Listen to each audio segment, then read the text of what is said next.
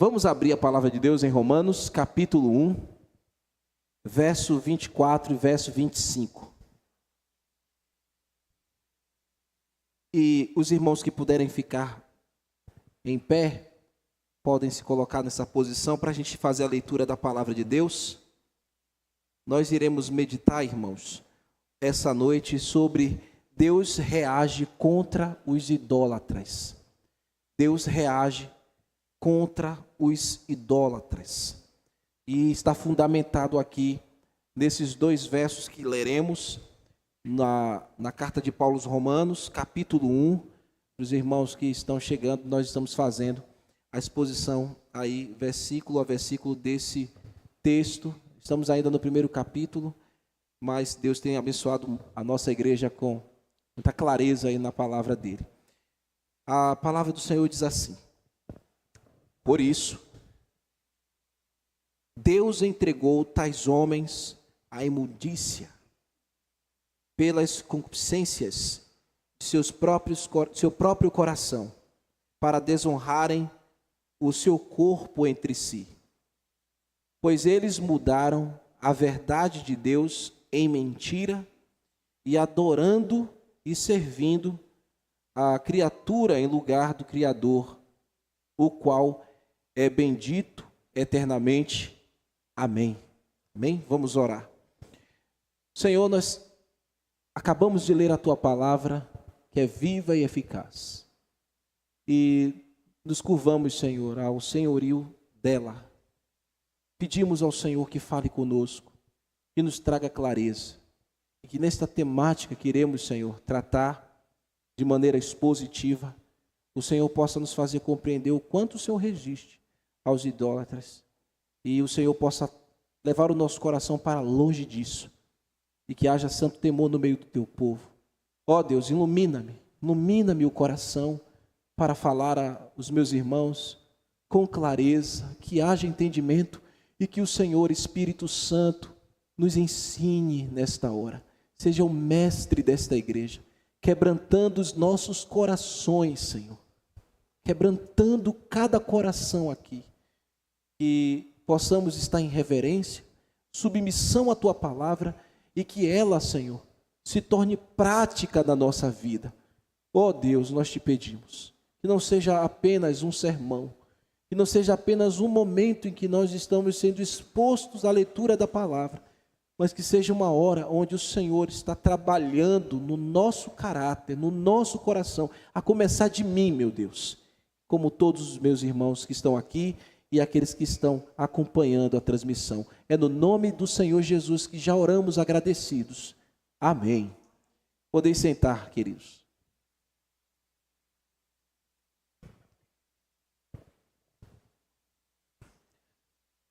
No último sermão, dentro dessa exposição que estamos fazendo, nós estudamos sobre a tolice dos idólatras. Então a gente viu a primeira parte, Paulo falando a respeito de como os homens que vivem engendrados na idolatria são insensatos, são tolos, são loucos, por assim dizer, é o que a palavra do Senhor nos diz. Vimos Paulo comunicando que os crentes em Roma, aos crentes em Roma, que Deus revelou-se, Deus vem se revelando, Deus se mostrou, e nós abordamos ali que essa revelação veio por ordem natural, Deus também se revelou. E eu expliquei para vocês que claramente aqueles versos que estudamos apresentava ali a revelação geral de Deus. Eu mostrei aos irmãos que a função da revelação geral é apresentar ao homem, ao observador da natureza, que há um supremo Criador, que a natureza não veio a existir, se autoexistir, mas teve alguém que a criou, e esse alguém é Deus, que criou tudo que nós vemos e interagimos, que criou a nossa própria vida e a vida de todos nós, nossos irmãos e todos que estão aqui. Todo o universo que contemplamos, tanto homens, seres animados, inanimados, todos foram criados por Deus. E não foi fruto do acaso como Filosofias como o naturalismo e outras coisas acabam por dizer. O mundo não é uma consequência evolutiva como o darwinismo vai dizer. Deus criou todas as coisas e sustenta todas as coisas pela palavra do seu poder. As coisas que são visíveis aos nossos olhos e mesmo as coisas que não são visíveis às nossas categorias. Deus se deu a conhecer, revelando-se por meio destas coisas aqui. Mas, como eu disse a vocês, o caráter dessa revelação, que nós chamamos na teologia de revelação geral ou revelação comum, ela não tem caráter redentivo. As pessoas observam o sol, a lua, as estrelas, veem a própria criação do homem, os relatos históricos, mas estas coisas, mesmo que manifeste que existe um Criador que está movendo todo este cenário, não comunica de maneira redentiva, não revela a Deus de maneira redentiva. O homem precisa de uma outra revelação, que é a revelação especial, e nós falamos isso. Deus se dando a conhecer a pessoas específicas, em momentos específicos, em eras específicas, através da sua palavra, e também a revelação completa desta revelação especial, que é Jesus Cristo, aquele que veio a este mundo para pagar os nossos pecados. Ele se encarnou e ele foi manifesto entre os homens, e os homens puderam ver a encarnação do Deus vivo nessa vida, no meio do povo. Paulo também nos mostrou, meus irmãos, que apesar da humanidade ter recebido essa revelação visível da própria criação, esses homens fizeram o quê? Eles sufocaram. Os idólatras sufocam a revelação de Deus na desventura de suas próprias impiedades e perversidades. Então, mesmo que eles estejam vendo que Deus criou todas essas coisas, eles vão sufocando, e assim não querem dar glórias a Deus e nem graças a Deus. Na vaidade dos seus pensamentos, das suas próprias palavras e concepções, eu falei para vocês que eles acabaram embotando a sua cognição e mergulhando num descolamento total da realidade. É assim que vive o homem idólatra nesse mundo. Eles fecharam seus corações para a idolatria e mesmo se tornaram cada um mais insensatos do que o outro, presumindo serem sábios. E nessa loucura pensam que são sábios e que dominam todas as coisas, mas na verdade não passam de conceitos idólatras e mergulhados nas suas loucuras, eles rebaixaram a glória do Deus invisível, do Deus todo-poderoso, santo e puro, imaculado, soberano, na categoria de falsos deuses constituídos pelas suas próprias mãos e adorando como divino aquilo que foi criado. Então nós não podemos adorar a criação. A criação foi feita para adorar o seu Criador.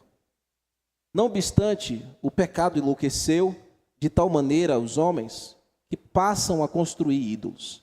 E eu chamei os irmãos à atenção de nós não levantarmos ou erigirmos ídolos em nossas vidas. E tudo que a gente coloca diante de nós, à nossa frente, acima de nós, que consome nossa mente, que consome o nosso coração, que toma o nosso tempo, nossa energia e nossa emoção, são ídolos em nossas vidas. E nós precisamos expurgar estas coisas, porque é por meio destas coisas que Deus também manifesta a sua ira. Então, Deus abomina a idolatria. E Ele deixou isso muito claro na palavra do Senhor. Ele deixou no mandamento que Ele não aceita a idolatria. Então, no sermão dessa noite, nós vamos ver Paulo descrever agora a reação de Deus. Deus reage contra homens que deliberadamente se entregam à idolatria, que por causa da idolatria rejeitaram o Criador. E a partir deste ponto, nós começaremos a ver a reação de Deus na camada da sociedade, cada vez que essa sociedade vai mergulhando aí nos seus pecados tão abomináveis, tão depravados. A gente vai ver aqui que a reação de Deus, meus irmãos, é abandonar essas pessoas. Deus abandona o pecador na sua própria vileza, quando este, assim, de forma premeditada, de forma decisiva no seu coração, quer caminhar para longe do Senhor. E isto é terrível, alguém ser abandonado por Deus.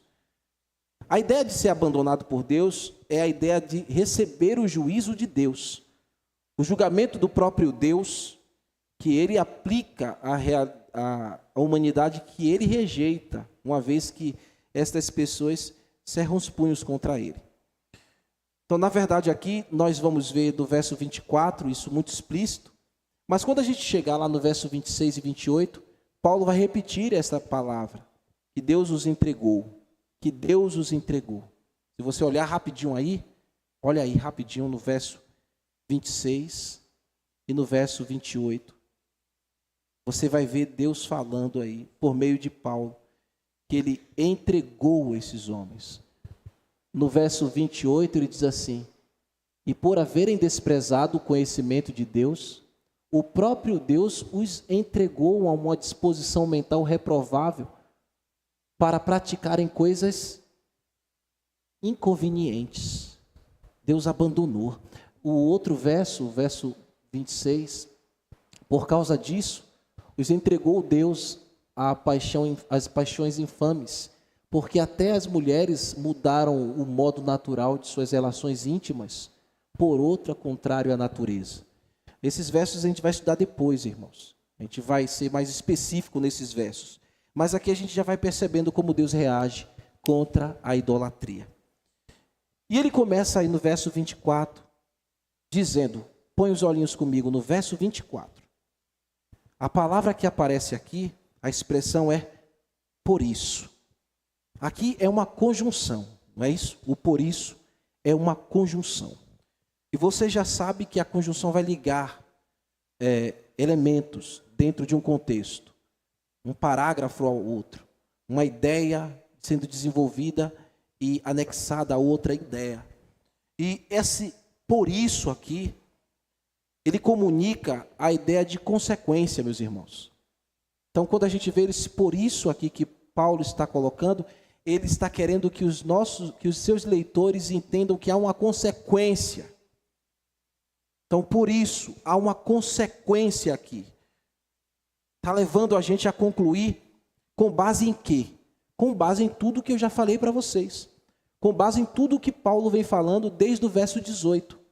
Que Deus está irado. Que Deus está irado contra todos os homens, grandes e pequenos, crianças, adolescentes, jovens, homens, mulheres e idosos, que detêm a verdade pela injustiça. Que vivem uma vida de impiedade e de devassidão.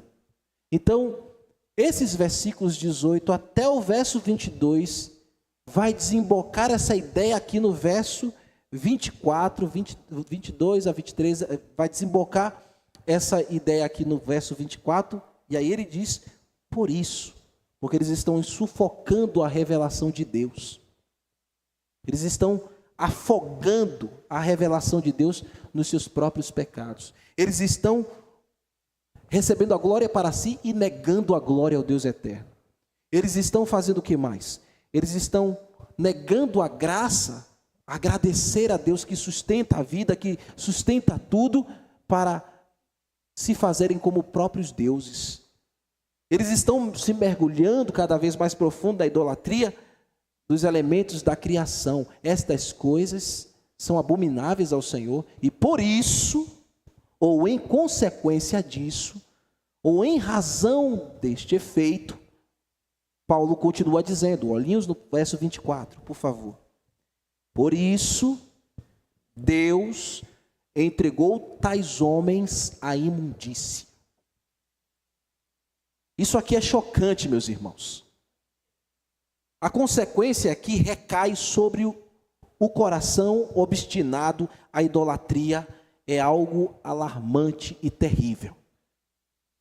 Eles não conseguem ver, mas é algo terrível.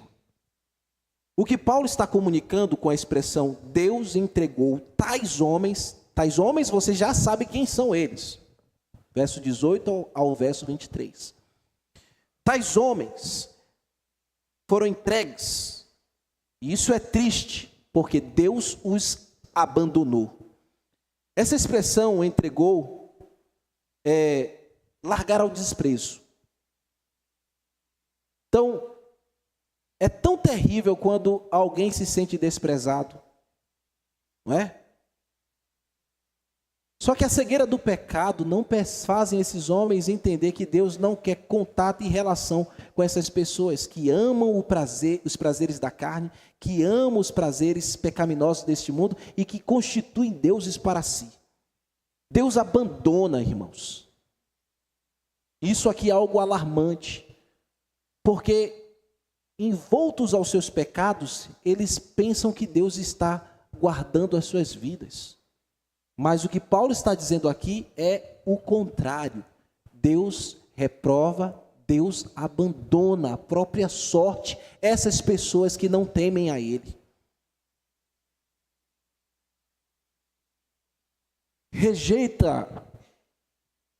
Deus rejeita o pecador que deliberadamente vira as costas para Ele, cerra os punhos contra o Criador e nega a sua revelação, não reconhecendo que há um soberano que dirige todas as coisas, inclusive se passa sua vida, e acaba suscitando para si falsos deuses e também se autodeificando.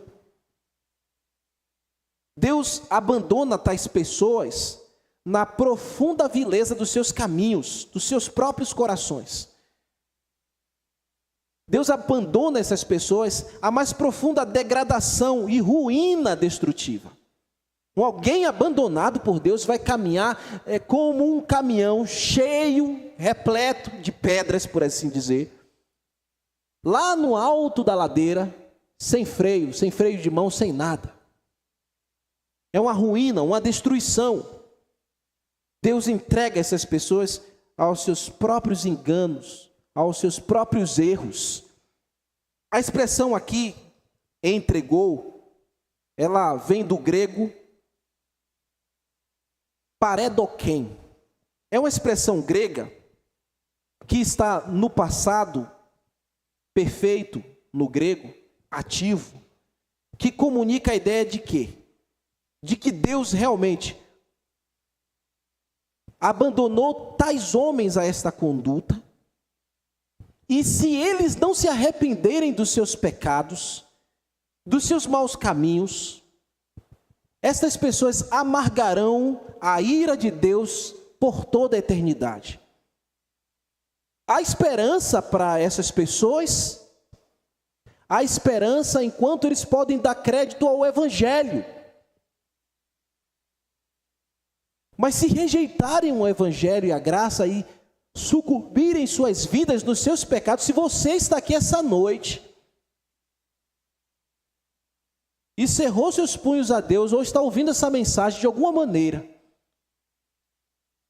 e ainda você não tomou a sua decisão, sua decisão de entregar a sua vida a Jesus, eu quero lhe dizer, meu ouvinte, amigo, amado ouvinte que está aqui, é porque você ainda está guardando no seu coração algum efeito idólatra. Você ama mais o mundo do que a Deus. Você tem amado mais os prazeres dessa vida do que a Deus. Você está com medo, talvez. Então o medo tem sido o Deus da sua vida. Você está com medo de errar. Se apegue a Deus, Ele não vai fazer você errar. Quem está com Deus não erra. A menos que você se arrependa dos seus pecados, a sua vida você não tem controle. Deus entregar a vida de alguém às suas próprias paixões é terrível, porque essas pessoas de uma hora para outra apagam. É como uma vela. Todo ser humano é como um interruptor que você liga e desliga. A vida é assim. E se ela se apagar, você se encontrará com a plena ira de Deus. E isso é terrível. Cuidado. Dê crédito à pregação, dê crédito ao chamado de Deus ao arrependimento, dê crédito à revelação de Deus pela sua palavra. Deus lhe chama ao arrependimento. Deus te chama a entregar sua vida para Ele. Você está imaginando que a utopia, as chamas do inferno, não é mentira. E muitos que pensaram que era apenas ilusória, falácia essa conversa, estão amargando a ira de Deus neste lugar e jamais poderão sair dali. Você pode sair desta condenação crendo em Jesus como seu único Salvador. A palavra entregue aqui no grego também comunica a ideia de alguém que foi legado à custódia, alguém que foi jogado em condenação, punido, açoitado, atormentado, entregue à morte, e neste caso aqui é morte espiritual. Então, ei, você que está me ouvindo, queres mesmo esta realidade? Você quer mesmo se deparar com um Criador que você rejeita a vida inteira? Ou você quer gozar de felicidade e alegria ao que te fez, que te formou desde o ventre da sua mãe? Você prefere ser acolhido por Ele e ser recebido nas mansões celestes? Ou ser jogado, desprezado e abandonado em uma ira eterna? Deus entrega tais homens que desprezam o Evangelho de Cristo a uma reprovação já aqui, e a menos que se arrependa, amargará a ira eterna. A interpretação aqui, meus irmãos, que nós precisamos ter, lendo essas palavras de Paulo, Paulo está pregando o Evangelho. Não é que Deus permite. Deus permitiu que fulano fizesse isso, aquilo, outro. Não, não é Deus permite, Deus pune. Deus está punindo. A interpretação correta dessa passagem aqui é essa. Deus pune e punirá efetivamente aqueles que são abandonados à sua própria miséria. A palavra grega aqui também, que aparece como imundícia, é a palavra akatarsis. O que essa palavra ela comunica aqui no texto? Algo imoral. Quem vive de maneira imoral, corrupta, quem vive de maneira degradante no seu interior. Em outras palavras, suas ações são corrompidas, não são recebidas por Deus como atos de louvor, são adulteradas, diante de Deus cheiram mal, é desprezível, são completamente pútrefas. Deus não aceita este louvor de um coração idólatra. Você não consegue agradar a Deus e agradar o ídolo que você levantou no seu coração, porque as suas atitudes são corrompidas. Deus entregou a imundícia. Esse ponto aqui me lembra muito que um dia, também uma fala muito chocante do profeta Isaías. Lá no capítulo 64, abram comigo, verso 4. O profeta Isaías diz assim, verso 64, capítulo 64, verso 4. Mas todos nós somos como imundo, e todas as nossas justiças são como trapos de imundícia. A imagem aqui é realmente forte, irmãos. Segundo alguns comentaristas, o que Isaías está querendo comunicar aqui para a nação que havia rejeitado Deus? A primeira era como que, é uma imagem forte, irmãos, mas é como panos no passado que mulheres usavam para conter o fluxo menstrual. E aqueles panos, na cultura hebraica, eram considerados como imundos, desprezível. E na lei, a mulher que quando ficava menstruada, ela era considerada impura no período do ciclo menstrual dela. Então, aqueles panos sujos eram considerados pútrefos. Isaías está pegando esse exemplo para falar que assim é a alma de um homem que rejeita a Deus. Comentaristas também aplicam essa visão de Isaías àqueles panos que atavam as feridas daqueles leprosos no passado. Então, eles enrolavam com panos para conter ali a podridão que existia na sua pele, porque ela ia se despedaçando, aquilo era extremamente contaminável. A imagem é forte. Ele está dizendo que um homem idólatra, um homem que não teme a Deus, um homem que rejeita a Deus, é tão pútrefo como aqueles panos que eram desprezados, que eram usados pelos leprosos. Uma coisa e outra, irmãos. Assim também é o pecado.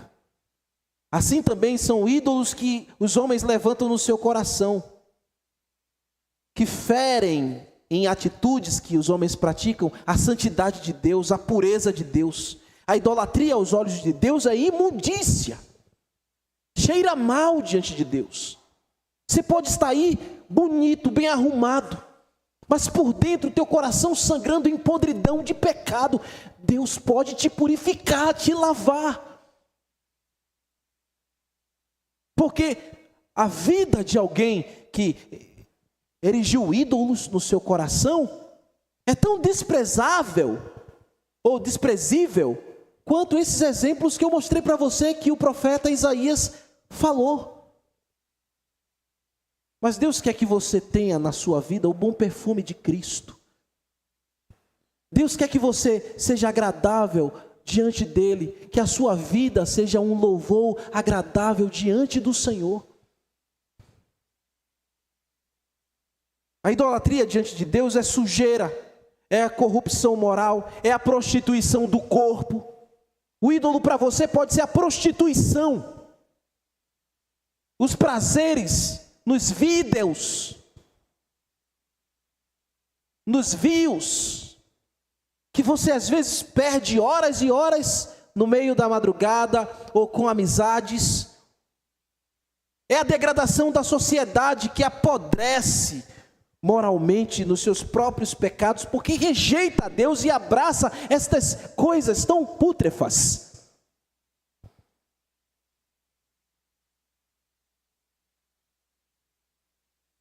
Na teologia paulina, meus irmãos, esta palavra imundícia, ela sempre está próximo, esta palavra acatárcia, ela sempre está próxima o sentido de imoralidade, no sentido de imoralidade sexual e idolatria. Deixa eu abrir alguns textos para mostrar para vocês, para isso que eu estou construindo com os irmãos fique mais nítido pela palavra de Deus. Abra comigo em Gálatas capítulo 5, versículo 19 ao versículo 21.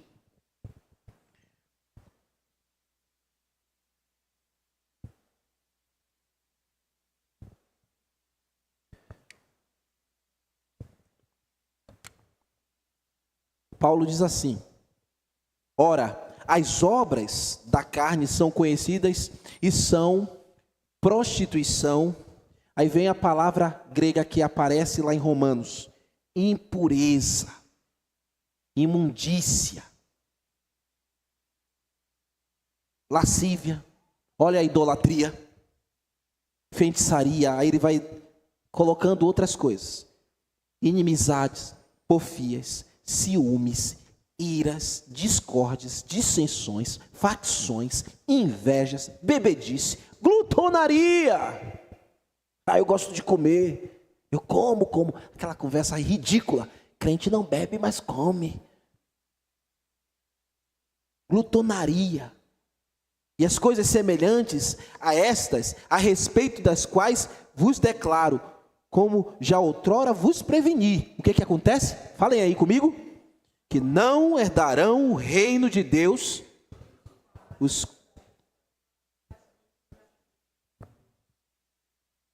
quem pratica estas coisas não verá a glória de Deus. Deixa eu lhe mostrar outro texto. Aqui eu lhe provei imundícia, idolatria, e uma sequência de coisas aqui que muitas vezes pode estar orbitando o teu coração. Efésios capítulo 5, verso 3 ao verso 6.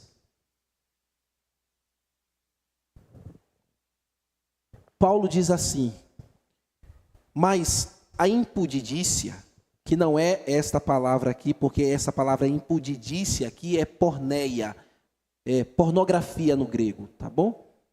Mas a pornografia, a gente pode chamar a impudicícia, e toda sorte de impureza, imundícia agora. Sabe como ela está combinada sempre com coisas sexuais e idolatria? Porque essas coisas se tornam ídolos no coração dos homens. Olhem comigo o texto. Aí ele vai dizer mais. A cobiça pode ser um Deus na sua vida, um ídolo na sua vida. Nem sequer se nomeie entre vós os santos. Verso 4.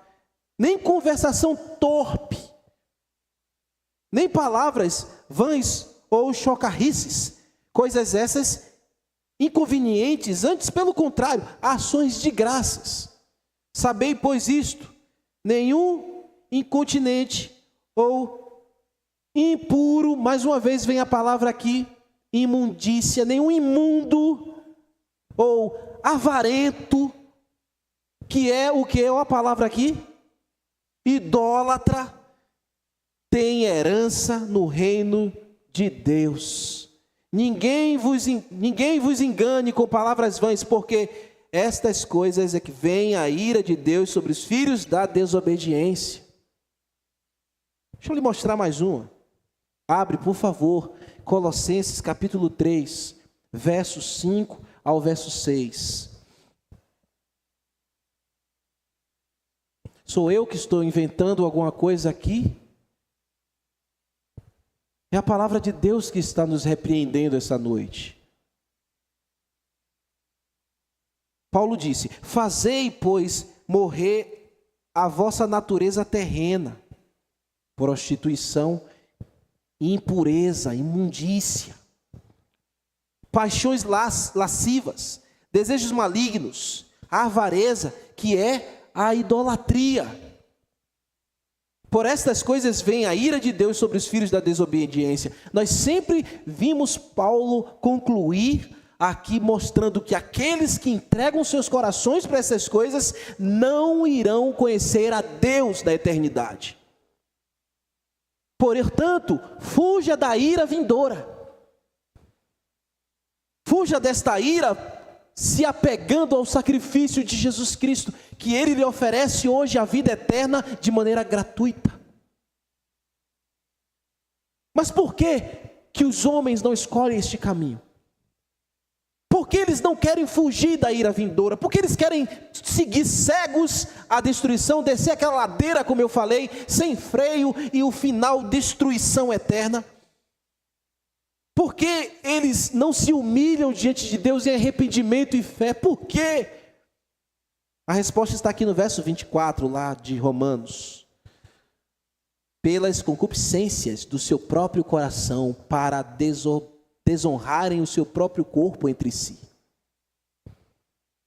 Paulo está dizendo que a idolatria, que a impureza, encontrou morada no coração de tais homens. Encontrou o coração e estabeleceu morada e ficou. Não quer sair. Cega, irmãos.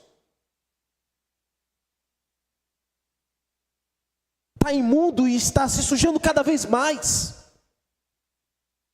É idólatra e um ídolo não é suficiente.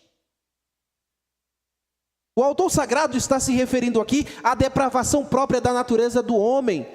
A concupiscência, aqui é aquele desejo ardente, lascivo e impuro, despertado pela luxúria, pela podridão deste mundo, que afeta a alma do homem e começa mesmo lá no interior. Esse é o retrato, é a caricatura exata dos homens que rejeitam a Deus. Rejeitam a Deus e incorrem para a idolatria, incorrem para a impureza moral. Pecado em seus corações ardem. Eles se comprometem com toda essa podridão, as suas paixões, as suas concupiscências. levam o coração do homem a arder, a desejar o que Deus despreza. Pode ser a coisa mais absurda, mais inacreditável, mas eles buscam satisfação nestas coisas, porque estão cegos. Então vivem a buscar o que é insaciável, de toda forma de podridão, e vão satisfazendo todos os anseios os mais obscenos possíveis, os mais altivos, os mais exclusos da verdade e da dignidade que procede de Deus. Quando Paulo falou aqui coração, ele não está falando do músculo, ele está falando do verdadeiro homem interior, o homem depravado, o homem que se corrompeu, o homem que se entregou aos seus próprios caminhos e foi, portanto, abandonado por Deus. O homem foi atingido pelo pecado e o único que pode recuperá-lo é Jesus. O único que pode trazê-lo de volta é Jesus Cristo.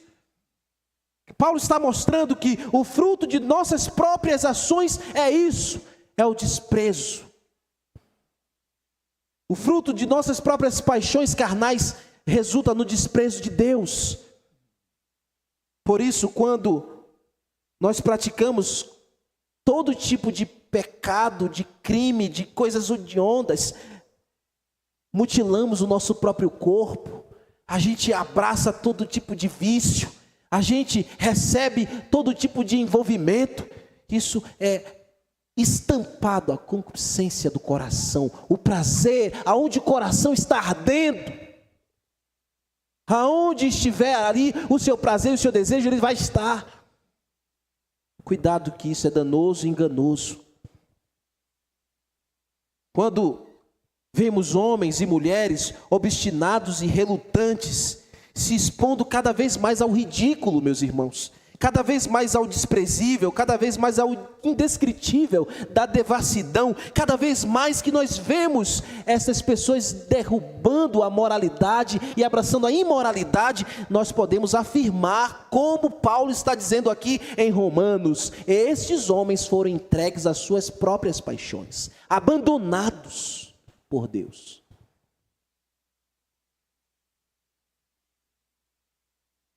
E o que é que eles vão fazer? Paulo vai dar aqui mais detalhes. Veja aqui o verso 25. No verso 25, Paulo vai mostrar que esses homens, por haverem rejeitado e desprezado a Deus, eles vão procurar uma coisa: atenuar as suas culpas. E como é que eles vão atenuar isso? Aliviar. Tentando contradizer a verdade com a mentira. E é isso que acontece. Vejam comigo o verso 25. Pois eles mudaram a verdade de Deus em mentira. Deus fez homem e ele diz que é o quê? Que é mulher. Deus fez mulher e ele diz que é homem.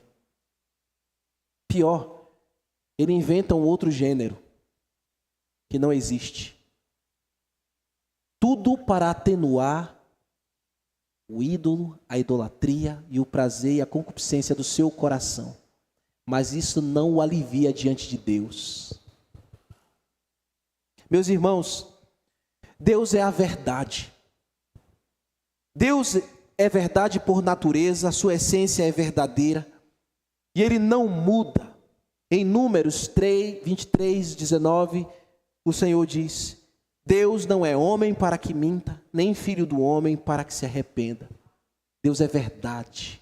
E o que Ele estabeleceu na sua verdade é para sempre.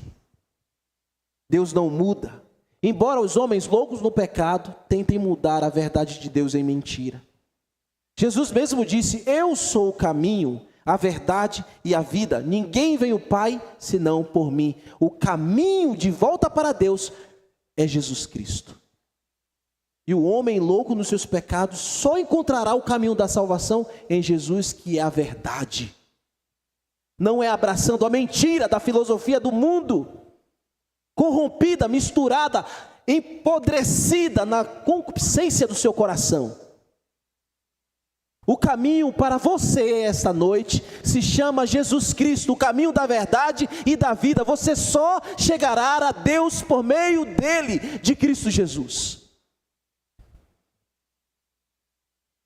Paulo também disse que na esperança da vida eterna, a qual Deus que não pode mentir, Deus é verdadeiro, e aqueles que se apegam a essa esperança eterna, creem neste Deus que prometeu que salvará e levará para a eternidade, e assim Ele fará. Quantos creem nisso aqui essa noite? Ele não pode mentir. Então ouça, Ele é poderoso para perdoar os seus pecados e acabar essa podridão na sua vida, e te purificar. Você pode, você precisa deixar esta reunião, esta noite aqui, purificado, lavado, salvo, regenerado.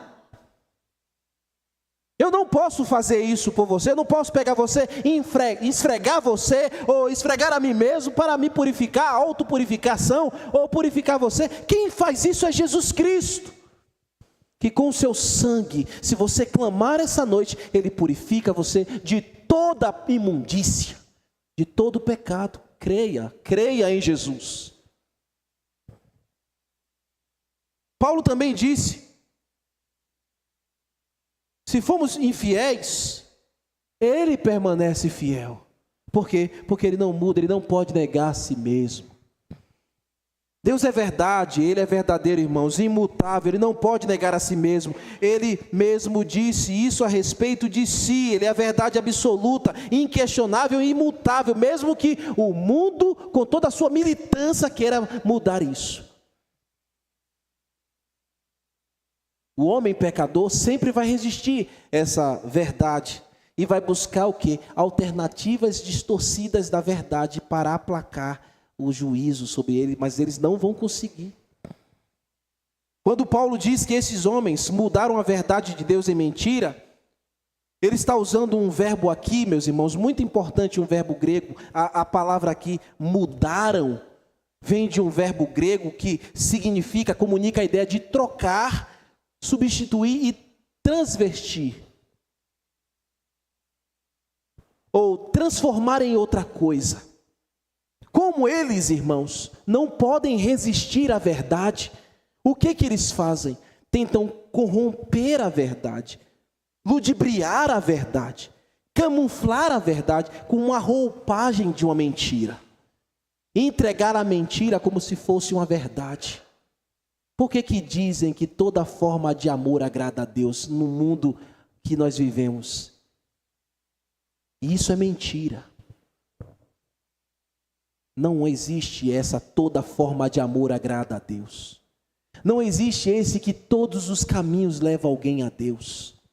Não existe isso. Isso são fábulas, isso são filosofias humanas que pegam a verdade e transveste a verdade com a roupagem da mentira e entrega ela mascarada para continuar enganando o mundo. Só existe um caminho, e é Jesus Cristo. Só existe uma veste de salvação, e quem pode dar é Jesus Cristo a todo aquele que crê. Eles modificam a verdade, eles transformam a verdade em mentira, eles transformam a mentira e o engano como se fosse aquilo de causa legal para lutar. E eles levantam as suas espadas. E aí tentam fazer descer goela abaixo da sociedade. Eles colocam a roupagem imunda, segundo as suas próprias concepções,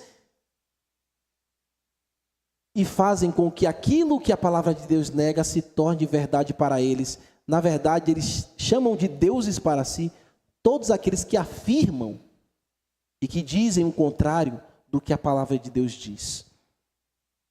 O verso 25 aqui, meus irmãos, Paulo continua dizendo na sequência: adorando e servindo a criatura no lugar do Criador. Isso tudo aqui, meus irmãos, que eu estou mostrando para vocês, é fruto do engano, da mentira e da cegueira espiritual. Uma subversão e uma inversão. Por quê? eu estou chamando aqui de subversão e inversão. A idolatria é a inversão e a subversão. A inversão porque o homem trocou a ordem da criação e passou de dominar a criação a se prostrar à criação e adorar a criação que ele deveria dominar. Subversão porque isso é rebelião contra a vontade estabelecida por Deus. Nós devemos só nos prostrar e adorar ao Senhor Jesus e a Deus. O que Paulo vem tratando até aqui é como que um câncer. É como que um câncer da humanidade. A idolatria corrói o homem, destrói. A idolatria, ela se acoplou de tal maneira à natureza humana, em virtude do pecado, que qualquer ser humano possui inclinações inatas para construir altares e estabelecer ídolos em sua vida, sem precedentes. Nenhum de nós aqui, meus irmãos, estamos isentos a isso, porque a nossa natureza, ela se inclina às paixões naturais, às paixões da carne. Se não cuidarmos, facilmente poderemos colocar qualquer coisa acima de Deus. Talvez você esteja colocando o seu trabalho acima de Deus. Talvez você esteja colocando a sua família acima de Deus. Talvez você esteja colocando a igreja acima de Deus. Talvez você esteja colocando as manias triviais acima de Deus. Coisas que nós chamamos de inofensivas. Talvez aquela série na Netflix que toma tanto o seu tempo. Pode ser a vaidade do seu corpo na academia. Você pode estar cultuando o corpo, sabia disso? E transvestido isso de uma busca de saúde, mas na verdade você está buscando a vaidade. Cuidado. Cuidado, irmãos, porque essas coisas são triviais. Mas aí que mora o perigo. É aí que a filosofia do mundo belisca o nosso coração e pode mudar os nossos conceitos. Vocês estão entendendo, meus queridos irmãos? Eu não estou dizendo que você não faça academia, eu estou precisando até realmente melhorar. Precisando. Vou na casa de tanto irmão visitando. Come só mais um pouquinho, pastor. Olha como eu já estou ficando. A irmã Neuza disse que eu cheguei aqui tão magrinho e eu já estou bem fofinho. Que nem o filho dela, fofinho. Eu não estou dizendo que você não faça academia, pelo contrário, faça, seja uma grande bênção, mas cuidado com o que você veste. Cuidado, porque nem tudo que se veste na academia é para o cristão vestir também. A academia é para o cristão, mas nem toda roupa é para o cristão.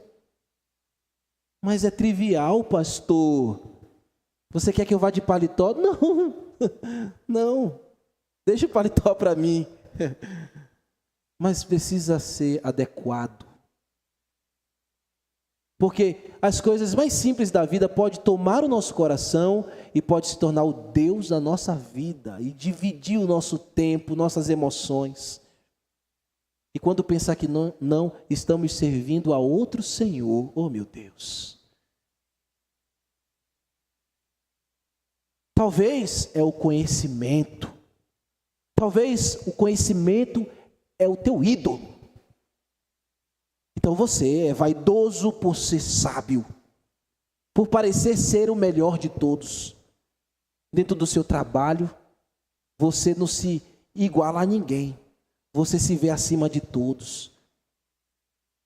A vaidade já tomou o teu coração e a sofia, que procede da palavra, que procede do alto, não é ela que tem governado o teu coração. Você pode ser inteligente, você pode conversar de diversos assuntos, falar de tudo, de política, de arte, falar de futebol, falar de todos os esportes, você pode conversar sobre todas as coisas, mas se você é vaidoso, isso é corrompido, não presta, não louva a Deus, é um ídolo na sua vida. Que importa você ter muita categoria, que importa você ter muita formação e isso ser um Deus na sua vida? O inferno está cheio de homens que tinham muitos títulos, muitos canudos, muitas formações e não conheceram o caminho da humildade em Jesus Cristo. Então, meu irmão e minha irmã, cuidado, porque pode ser que o conhecimento seja para você um ídolo. Eu não estou dizendo aqui que pare de estudar, e principalmente aquela turma linda que está ali atrás, que ama estudar, não é?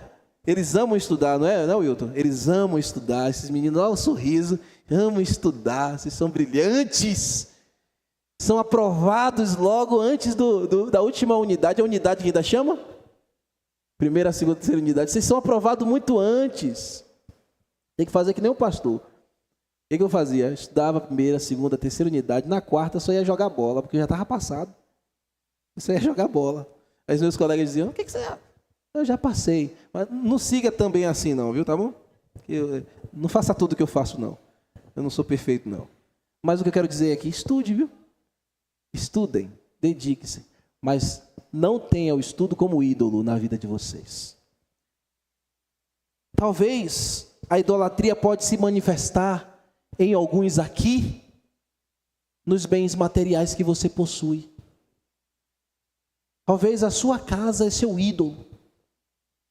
E você esbraveja seu menino porque ele derrubou alguma coisa lá. Porque o seu chão tem que ficar brilhando, porque a limpeza, a metódica, aquela coisa toda lhe consome se sair do esquadro. Eu não estou dizendo que você tem que ser um porquinho, uma porquinha. A casa limpa realmente é um bom testemunho. Mas isso não deve consumir o teu coração a ponto de você ferir as pessoas. Eu estou usando um exemplo muito simples, mas às vezes conquistar bens é o que está como prioridade do seu coração. E isso é um ídolo também. Adquirir, conquistar, nunca está satisfeito com uma coisa e com outra. E você quer ver quando isso já é um ídolo no seu coração? Toda vez que você olha o que tem e compara o que o outro tem. E se entristece e não se alegra. Isso significa que o seu coração já tem um ídolo chamado avareza. Então está na hora de tirar ele. Talvez, meu querido irmão, não seja nenhuma dessas coisas, meu pastor, mas a idolatria pode estar nos desejos mais sórdidos, nas fantasias mais lascivas, que não podem fazer parte do nosso coração, no flertar com aquilo que é proibido. Você fica naquele jogo, a fogueira está acesa, eu vou chegar um pouco perto, não vou me queimar, mas eu vou chegar um pouco perto. Não custa nada chegar um pouco perto. Você está cozinhando e não sabe.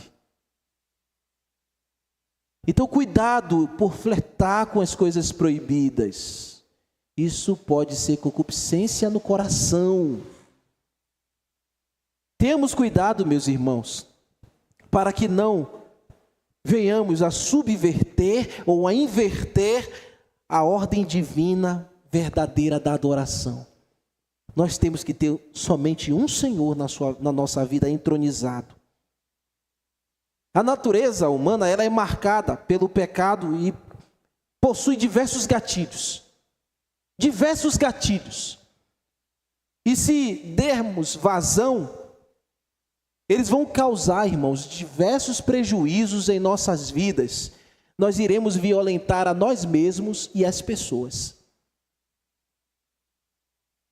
Precisamos adorar a Deus e a viver uma vida santa, como eu sempre repito para vocês, uma vida piedosa, uma vida consagrada para Deus, uma vida diária de consagração, sim, todos os dias, sempre considerando que precisamos carregar a nossa cruz. Sabe por quê? Sabe por quê? Porque dentro de nós tem um bicho enjaulado. Ai, pastor, que é isso? É a nossa natureza humana, enjaulada, que deve ficar enjaulada, dominada.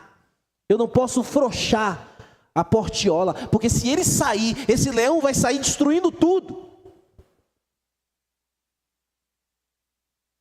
E eu posso ser jogado aquelas paixões infames que eu tinha no passado. Eu, você, qualquer um aqui. A natureza humana possui diversos gatilhos. Se a gente der vazão, ela destrói, ela acaba com tudo que construímos há anos. Porque um marido tão fiel, uma mulher tão fiel, há anos no casamento, criou os seus filhos, em um determinado momento da vida, o gatilho da prostituição foi ativado. E ele perdeu 30 anos, 25 anos de boa vivência. Por uma aventura, quebra a cara, perde a família, destrói o lar, fica pobre, e é pouco. É isso, pastor? Por que não valorizou o que Deus deu? Mas os gatilhos estão dentro de nós, irmãos, nós precisamos ter vigilância. Desde cedo, até o final da vida, agarrado ao nosso cônjuge em amor, sendo sustentado por Deus, os homens amando, as mulheres sendo submissas e Deus sendo glorificado. Porque não se iludam, meus irmãos. A carne só tem prazer no que não presta. A carne só tem deleite para o que não presta. Não se aproxime destas coisas, porque elas vão consumir a tua alma, e vão mesmo, porque a carne, ela se inclina a essas coisas, ela não tem prazer às coisas de Deus. Nós não conseguimos dominar essas coisas por nós mesmos, nossos impulsos são falidos, mas Deus, com o Espírito Santo agindo em nós, faz com que nós refreemos os impulsos carnais em nossas vidas. Nós possuímos a graça especial de Deus, o Senhor nos transformou em um ser, nova criatura, e portanto temos o seu Filho bendito atuando em nossa vida, governando nossa vida, e o Espírito Santo nos movendo. Mas é o contrário daqueles que não conhecem a Deus, eles não têm como esse dispositivo gracioso, eles não têm isso. Por isso que nós vemos aí, meus irmãos, um cenário tão atroz, tão diabólico, tão carnal. Você vê estupro, você vê tráfico de menores, você vê facções, narcotráfico, jovens morrendo. Ai, meu Deus, a gente tem tanta coisa para colocar nessa lista aqui que é terrível. Mas ainda assim tem a graça comum. A graça comum é Deus refreando a malignidade da humanidade por meio de dispositivos que Ele coloca na sociedade para que os homens não desçam a degradação ao mais fundo que podem chegar. Que dispositivos são esses? A família que nós defendemos. Os valores da família que a igreja prega. É um dispositivo na sociedade para livrar. Então, quando você, irmã Celeste, irmã Uda, por exemplo, irmã Ieda, quando vocês ensinam aos seus filhos, ou ensinou aos seus filhos os princípios, você estava formando uma sociedade. Valores. Mas aquilo, irmã Uda, que você ensinou tanto a Jéssica, hoje no mundo é desconsiderado. Mas a igreja traz de volta essas coisas. Outro dispositivo que a gente tem que refreia a malignidade da humanidade para ela não descer a pirambeira da imoralidade de uma vez, são as leis. Por que você não sai com seu carro passando a mais de 100 em tudo que é sinal, em tudo que é coisa? Porque a lei te impede. Porque senão você viveria apressado. Eu digo por mim, irmãos. Eu digo por mim. As leis foram colocadas como dispositivo para refrear os nossos impulsos. Então, tem lei, a gente pensa no bolso e a gente não faz. Tem a polícia, que é um outro dispositivo, a gente não rouba, não é verdade? Primeiro que a palavra de Deus diz que furtava, não furte mais. Mas por que os homens não fazem tudo o que querem fazer? Porque existem esses dispositivos que impedem, irmãos, que impõem limites na sociedade. Senão, esse mundo que nós vivemos já seriam pandemônios. Ninguém aguentaria viver aqui. Então você, esta noite, não queira ser um homem entregue por Deus às próprias paixões. Você, esta noite, não queira ser alguém que está mergulhado na sua própria concupiscência. Deseje a graça do Salvador obtida em Jesus Cristo. Deseje a graça de Deus nesta noite e rejeite toda fonte de idolatria. Rejeite esta noite e entregue-se ao Senhor Jesus Cristo e seja recebido por Ele como filho de Deus, e assim você receberá o dom do Espírito Santo, que lhe dará força e poder para viver uma vida santa e pura. Paulo encerrou o verso 25 dizendo assim, o qual é bendito eternamente. Amém. Paulo concluiu esse parágrafo levando os leitores a glorificar a Deus. Glorificamos a Deus, exaltamos a Deus. É uma doxologia aqui. Deus é bendito para sempre. Amém. Ainda que o homem se corrompa, Deus continua bendito eternamente. Amém. Ainda que a sociedade tente provar contra ou tente mudar a verdade de Deus, Ele continua bendito eternamente. Amém. Por quê? Porque Ele não mudou, Ele continua sendo o mesmo. O pecado não vai diminuir a glória de Deus. A idolatria não vai conseguir fazer isso. A imundícia também não. A idolatria é incapaz de apagar o esplendor de Cristo. Os desejos maculados do pecador são incapazes de negar a verdade que Deus é bendito para sempre e amém. E essa é a nossa pregação. Paulo está nos lembrando que Deus continua no centro do universo. Quando ele está dizendo que Ele é bendito para sempre, amém, Ele está dizendo que todo prazer, todo deleite, toda realização eterna está em Deus, naquele que está sentado no trono do universo. E sabe onde Ele quer estar sentado? Também no trono do teu coração, governando a tua vida.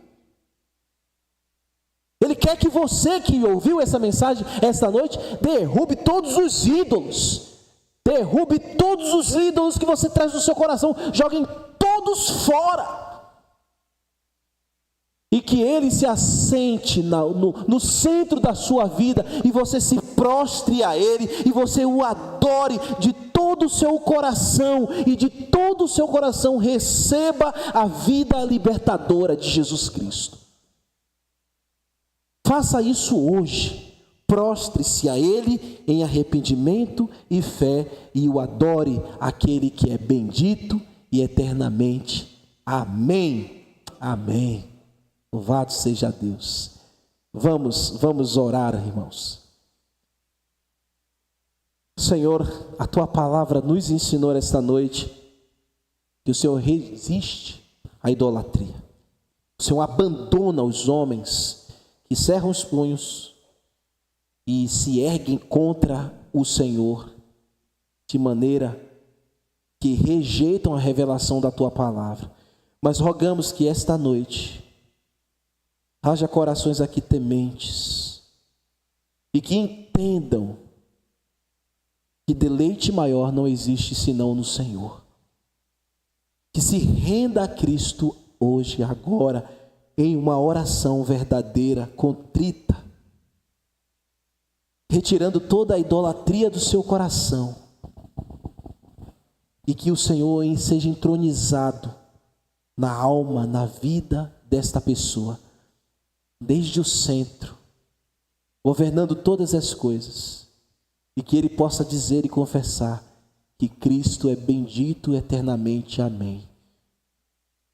Coisa mais bela que acontece nesse mundo, Senhor, é quando um pecador um idólatra se converte a Cristo Jesus, arrepende-se dos seus pecados e entra na família de Deus, fazendo parte das promessas maravilhosas futuras. Alcança, Senhor, salva, liberta, e o seu nome seja glorificado. Amém. Amém.